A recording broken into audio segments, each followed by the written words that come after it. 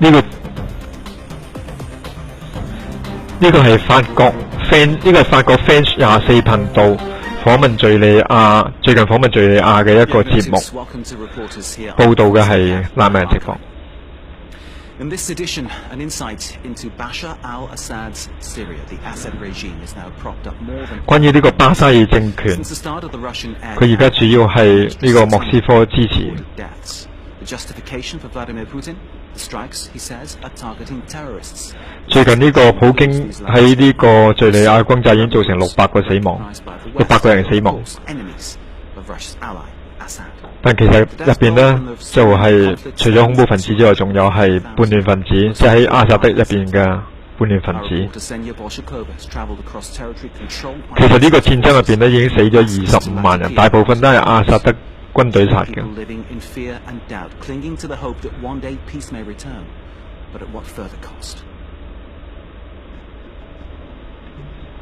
我哋呢個訪問嘅就係大馬士革同埋附近嘅一啲城市。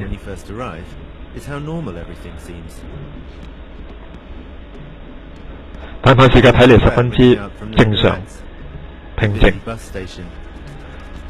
同樣聽到清真寺嘅禮拜塔入邊嘅歌聲，冇宵禁。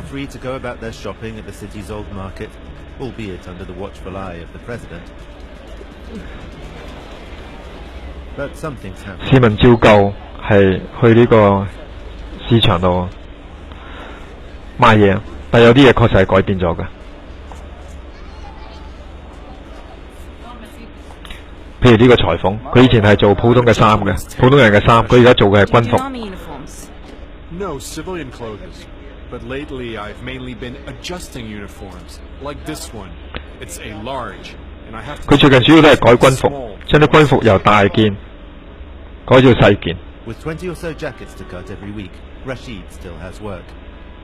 He's lucky. 每個禮拜有20件衫，佢改嘅，所以佢生活算係 OK。其實大部分其他人呢都冇晒生意嚟，冇遊客嚟。喺巴沙德政權嘅控制嘅地方，似乎冇乜人投訴。我哋而家去到呢係距離市中心3公里嘅外嘅地方，已經係前線。大馬士革郊外。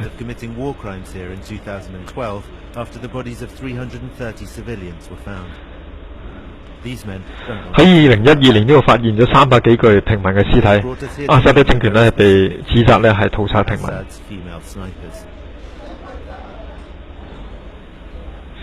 我哋呢度呢其實係訪問咗阿薩嘅女民兵嘅。女來福槍隊應該係嘛？呢個女兵係21歲。The rebels usually hide behind the concrete facades. It's hard to aim right when we can't see them, but when I was in Jobar, I took down quite a few. I don't know how many exactly. Our mission is to destroy armed groups. 我都打死幾個㗎。其實啲叛亂分子呢，佢哋喺呢個躲咗喺呢個石屎後邊，不過我都唔知幾多個啦，因為我哋都冇可能去數。There are nearly 2,000 female snipers in the brigade, fighting on 6 fronts across Syria. 但有2000個女兵啦，係喺呢個6個地方自願入伍嘅。初初父母反對嘅，但係佢哋後來鼓勵我哋。如果戰爭打完呢，我哋正常生活。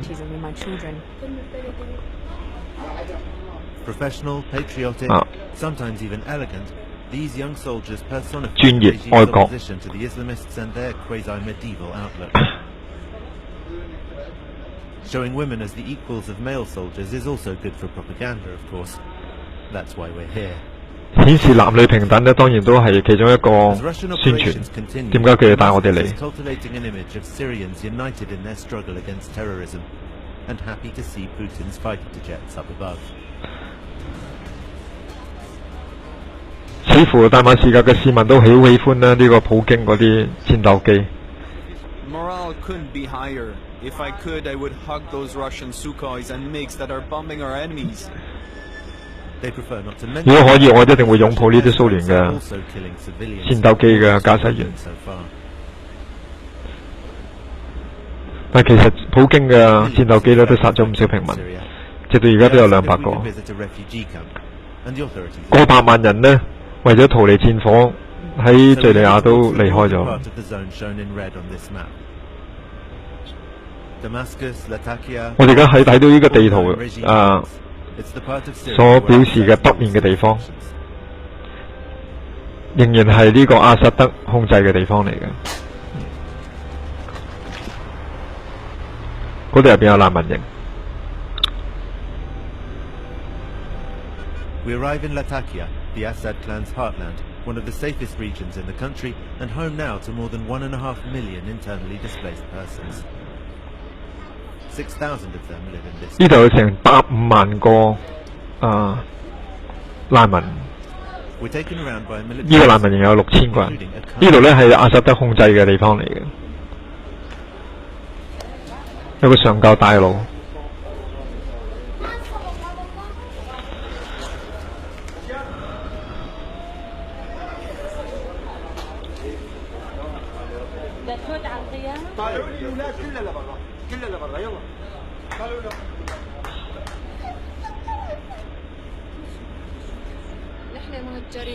We had heard about a safe place in Latakia for us refugees.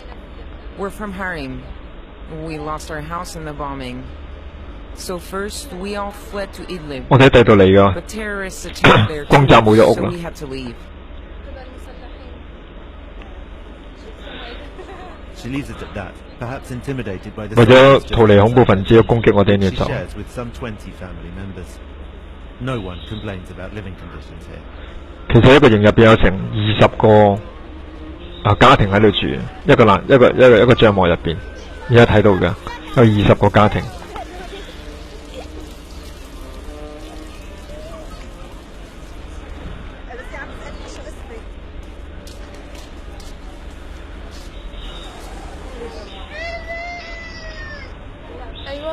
I arrived here with 3 children. The 4th one was born here. I've received a lot of help here, and they gave me nappies and 我帶住3個仔女嚟，第4個咧喺呢度出世嘅。 very expensive. 佢哋有牛奶啊，供應牛奶啊，尿布啊。 Mistake. In this camp, we live just as well as back home in Aleppo. We have all we need without leaving the country. 其實我覺得嗰啲走咗去呢個土耳其歐洲嗰啲係錯誤嘅，佢應該留喺度。 As weak, or even as traitors. 巴沙爾同埋呢個管呢個難民營嘅人都話咧，啲走咗去歐洲嗰啲人咧係軟弱嘅。 And then we're taken to its little 呢個係嗰個難民營嘅 It's 廚 not 房 a，school day when we visit, but the head teacher is 有個學校。 The colonel briefs him on the interview he's about to give. 咁 You have to say all that was done on the direct orders of His Yeah, we're trying to Excellency, do the something. President of the Syrian Republic.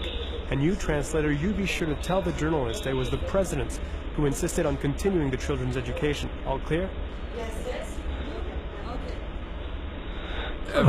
你應該話俾啲記者聽，其實都係巴西爾總統堅持係，即係呢啲細路仔先有教育啊！你明唔明白？頭先係嗰個上教同個學校嘅人講。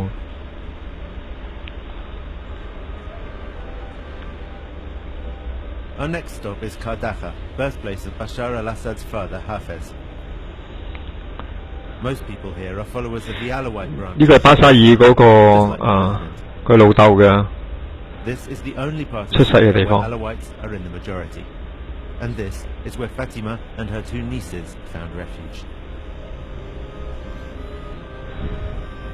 There have been guests at the home of their relations here since leaving Adra, a town 20 kilometers from Damascus, which fell to rebels from the al-Nusra front 2 years ago. They started going after the Druzes, the Alawites and the Christians. They had lists with names and addresses of all the houses where such people lived.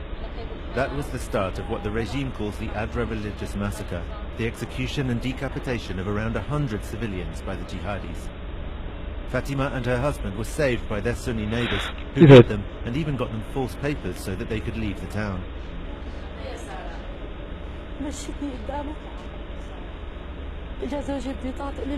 Just outside 佢哋要逃離聖戰組織嘅種族清洗，所以嚟到呢 My 度。 neighbour said, "Don't look at them. Lower your eyes and keep walking. Don't look, or you may be recognised." The couple abandoned 我哋逃離嘅時候唔敢望佢哋，因為我驚俾佢認出。 Fatima's 乜 sister 嘢都放棄。 kidnapped, leaving behind 但係2日後呢，佢個姨仔呢就係被綁架啦，因為佢冇走到。 one from before Adra was taken, and one sent recently by her captors. 呢個就係個細路女個媽呢，就係被綁架。 This was sent recently as proof she's alive. She's holding a card with her signature and the date on it in her handwriting. She should have been freed on that day as part of a prisoner exchange. But for some reason it didn't happen. 其實佢應該係， Pro-Assad families 其實佢應該係被釋放嘅，因為 by this war. 作為啲戰俘。 Of the Islamists. The government says it needs to protect its people from that threat. Indeed, that is the key argument used throughout Damascus's propaganda.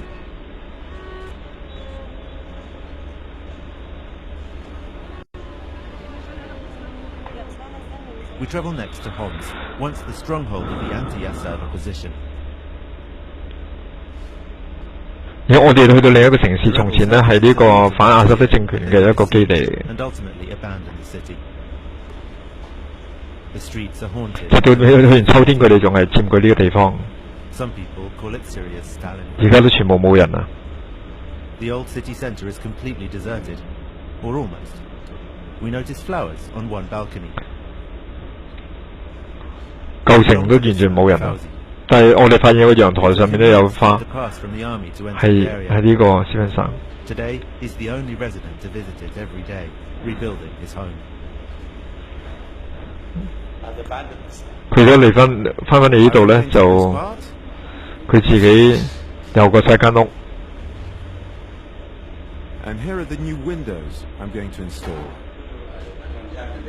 And here I've redone all the 仲諗住裝翻啲窗添， It's a mammoth task. Just a 鋪 few 晒啲 months 磚。 ago, the place looked like this. This is what the kitchen looked like. That hole was made by a bomb. You know it's expensive to buy a new house, so it was easier for me. 幾個月前， And also, I wanted to get my home back.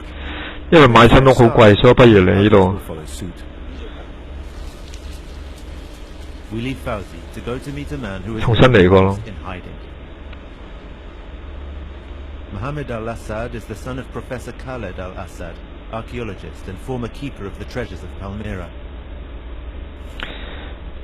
Members of the Islamic 呢個人係呢個老人家嘅仔嚟嘅，佢係一個考古學家， When Palmyra, a UNESCO 佢俾呢個 fell to the Islamists, 聖戰組織殺 Mohammed 咗。 al-Assad took part in the rescue of important items, but he was soon captured. 其實佢爸爸咧係想去保護啲珍貴嘅文物嘅，不過俾呢個聖戰組織捉咗。 During which time he underwent all sorts of torture and interrogations. They believe there was gold in 首先佢28日受咗呢個俾 They 人 know 捉住 where it 咗 was，hidden, but he didn't give in. 受盡凌辱， The terrorist hordes did not hesitate 問佢呢個寶藏喺邊度？ square in Palmyra, in front of a big crowd. Then they hung his head on an electricity pylon in order to scare local 跟住就 residents. 殺咗佢，將佢頭咧掛喺呢個電線桿上面去警告其他人。 Losing our father was a shock for us all. He was a good father, a big brother, and a very good 我 friend. 爸爸係一個好嘅爸爸，亦都係好嘅朋友，對我哋嚟講好大嘅震撼。 Mohammed last saw him in May when they helped evacuate 400 items from Palmyra to Damascus and the National Museum. 其實佢哋就係想拯救一啲文物， This museum 去呢個運翻去大馬士革嘅。 2012. The empty 喺2012年呢，呢個博物館咧係閂咗啦， Everything has been taken away for safety. 而家都冇晒嘢啦。 The memories of the 嚇 Baghdad 個原因咧係因為咧去運喺一啲安全嘅地方度。 fresh in our minds. We didn't 其實 want 大家睇下2003年咧入侵伊拉克嘅時候，伊拉克嗰個博物館咧都俾人搶掠晒，大家都知道咩事。Professor Mamoun's 所以我哋而家咧要將嗰啲文物咧保存起上嚟。 These are from the museum in Deir ez-Zor, which has fallen into the hands of the Islamic State group. I have three numbers. 而家佢哋就將佢分類。 The number of excavation area, the number of the museum, and the number which I give it to the object. There's a lot to be done. More than 30,000 new items need to be catalogued and sometimes restored, such as these 4,000-year-old tablets. 其實有好多嘅數以萬件嘅嘢咧，係需要分類。 These statues from ancient Palmyra, a real treasure. 全部都係寶藏嚟嘅。 In all, 35 Syrian museums have been evacuated, their exhibits stowed away in safe places. But Damascus can do nothing to stop. 其實總共有35個敍利亞嘅博物館咧，係即係 If all Syrians agree that 啲嘢係拎走晒㗎啦，已經係運去一啲安全嘅地方。 away from politics, in fact, I think it helps the political situation too. I mean, saving our heritage is a way of striving for peace. Peace. Professor Mamoun was the only person to say that word during our whole trip. And to look at the young couples in the museum's garden, you could almost believe in it. But for Mamoun and other employees of the regime, peace means Assad staying in power. Many Syrians feel they could never accept that. So while saving these old stones is so 但係和平就 they 意味 cannot 住下就係得 themselves reconcile a nation. 當權。其實好多 By 4 years of war, 敍利亞人都唔中意， 50,000 deaths. 已經係死咗25萬人。 Ksenia Bolshakova, our reporter數百萬人流離失所。 Syria. You can see her film again on our website, france24.com. Thank you very much for joining us. Till the next time, stay with us here on France 24.